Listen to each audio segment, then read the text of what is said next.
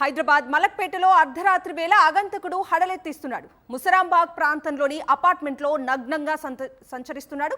గంగాధర అపార్ట్మెంట్లోని ఫ్లాట్ల తలుపులు తీసేందుకు ప్రయత్నించాడు. సీసీటీవీ కెమెరాలో ఆ దృశ్యాలు రికార్డయ్యాయి. ఘటనపై కేసు నమోదు చేసిన పోలీసులు విచారణ చేపట్టారు.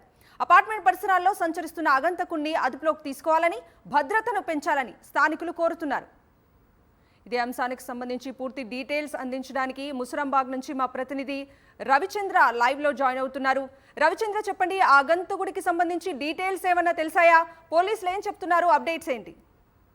కవిత, ఇప్పటి వరకు ఆ ఆగంతకుడు ఆచూకీ దొరకలేదు. కాకపోతే ఆందోళన చెందేట సంఘటన చోటు చేసుకుంది. మలకపేటలోని గంగాధర అపార్ట్మెంట్స్లో 30 ప్లాట్స్ ఉంటాయి. 30 ప్లాట్లు, ప్రతి ప్లాట్ డోర్ తట్టాడు. అతనికి ఎలాంటి నూలు పోగు లేకుండా, ఒంటిపై ఎలాంటి నూలు పోగు లేకుండా ఒంటికి మొత్తం ఆయిల్ రాసుకొని ఈ విధంగా ఇదే హాల్లో చూడొచ్చు. ఈ హాల్లో తిరిగారు. దీంతో మహిళలు ఆందోళన వ్యక్తం చేస్తున్నారు. వారిని కూడా తెలుసుకుందాం. చెప్పండి, ఏం జరిగింది? యాక్చువల్గా అండి 13th ఎర్లీ అవర్స్లో 3:30కి అలాగా వచ్చాడనమాట. అసలు బట్టలు ఏమీ లేకుండా వచ్చి ప్రతి ఇల్లు డోర్ కొట్టాడు, కిటికీలు తీసి ఓపెన్ చేసి చూశాడనమాట. యాక్చువల్ 301లో నరేష్ గారు ఉంటారు, ఆయన లోపల కూర్చున్నాడు. ఆయన ఇలా చూసి పరిగెత్తుకొని కిందకి వెళ్ళిపోయాడు అనమాట. డోరు కింద గేట్ కూడా పడేసి వెనక గోడ దూకి వెళ్ళిపోయాడు అనమాట. ప్రతి ఫ్లోర్లో 3 ఫ్లోర్స్ ఇది మొత్తం అపార్ట్మెంట్, 3 ఫ్లోర్స్లో ప్రతి ఒక్కరు డోర్ కొట్టాడు. ఎంత తెలివంటే లాక్ ఉన్న డోర్స్ మాత్రం కొట్టలేదు. మిగతా ఎవరు ఓపెన్స్ ఉంటాయి కదా, ఆ ఓపెన్ డోర్లు అన్నీ కూడా నాక్ చేశాడు అనమాట వాడు.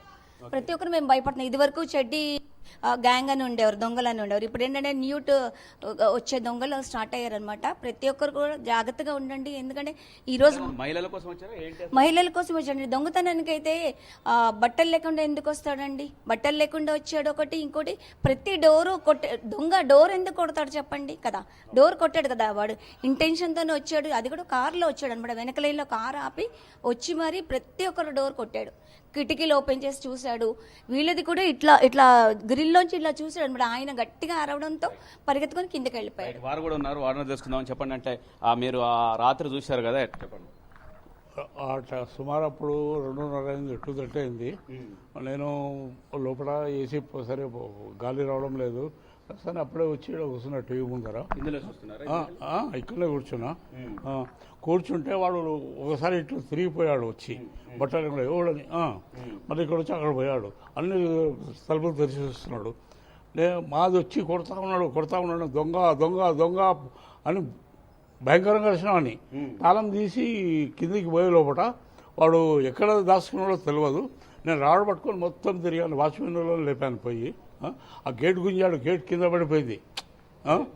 2 సార్లు 3 సార్లు తిరిగాడు. మళ్ళీ ఎటు పోయాడు. మళ్ళీ మొత్తం అపార్ట్మెంట్లో మొత్తం కార్లు అన్నీ చెక్ చేసాం. ఎక్కడ లేడు, బయటికి పారిపోయాడు. ఈ సీసీ కెమెరాలు పట్టించాయని చెప్పుకోవచ్చు. ఈ సీసీ కెమెరా ద్వారా దొరికింది అతను. ఆ విధంగా మనం చూస్తున్నట్టు విజువల్స్ కూడా ఈ సీసీ కెమెరా ద్వారా వచ్చినట్టు విజువల్స్. ఈ విధంగా ఎలాంటి బట్టలు లేకుండా హాల్లో తిరగటం. ఇక్కడ ప్రతి ఇల్లు, ఇందులో 30 ప్లాట్స్ ఉంటే ప్రతి ప్లాట్స్లో కూడా ఈ విధంగా టచ్ చేయటం చూసి భయాందోళనకు గురవుతున్నారు మహిళలను చెప్పుకోవచ్చు. పోలీసులు చెప్పండి. ఇది ఏంటంటే ఇలా డోర్ తీసి మరీ చూశాడు అనమాట. డోర్ తీసి మళ్ళీ డోర్ వేసాడు. డోర్లు కొట్టడం కూడా ఎట్లా అంటే ఇట్లా మనం ఇంట్లో వాళ్ళు వస్తాం చూడండి, అట్లా డోర్ తీసి ఇట్లా నాక్ చేశాడు అనమాట. చేసి అట్లా ప్రతి డోర్కి నాక్ చేశాడు అనమాట వాడు. ఎందుకంటే ఇంకోటండి, వాళ్ళు ఒక్కరైతే కాదు, ఒక 4-5 వచ్చి ఉంటారు.